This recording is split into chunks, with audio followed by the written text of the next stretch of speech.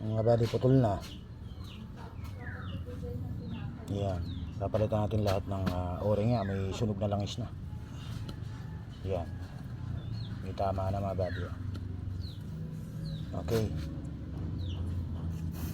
Palitan natin lahat. Ayan.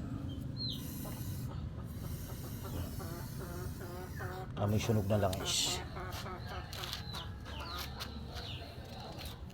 Tapos meron tayong stock up na isa. Ito yun ano.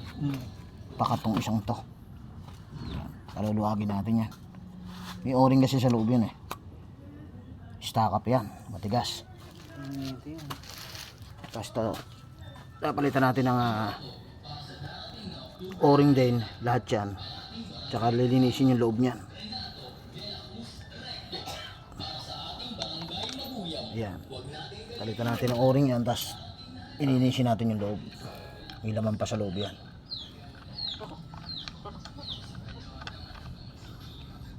Yan.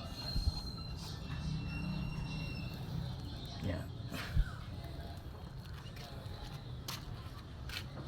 Ito yung kasamahan na stock up yung isa.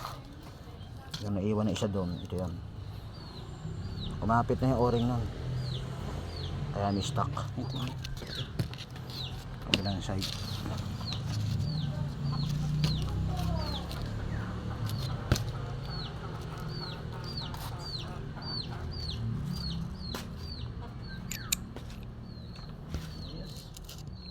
Okay.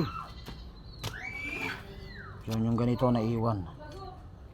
Naiwan yung ganito na isa. Yun. Labaran muna natin. Stock up yan. Ganito yan. Yung o-ring yan ay kumapit. Okay. Kamukha lang din ito yun. Yung may stock up na yan. Pag-assembly na ito, lilinisin ito. Kailangan niya smooth lang. Okay. Tapos o-ring sa itaas, gitna. Ganyan yan. Yun.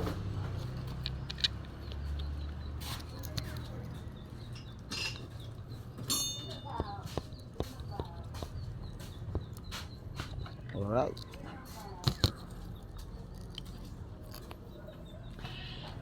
Tapos ito sa ilalim to.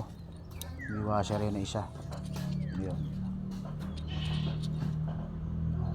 Palitan na rin natin ng o-ring. Okay. Ito yung charge relief. Yan. Yan. Palitan na rin natin to ng mga o-ring.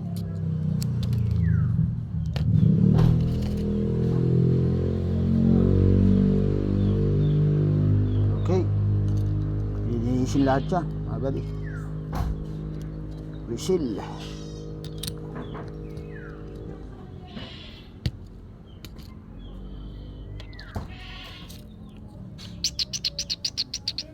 Charge relief valve. Alright. Yung isa nito pumakat. Yung kasama na ganito. Okay mga buddy.